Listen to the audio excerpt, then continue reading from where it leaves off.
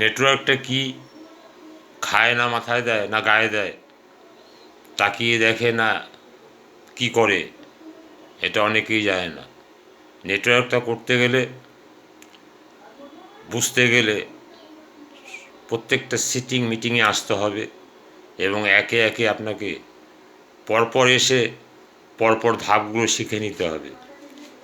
তাহলেই দেখবেন আপনার কাছে মানুষ কন্ট্রোল করা, মানুষকে বোঝানো খুব সহজ হয়ে যাবে।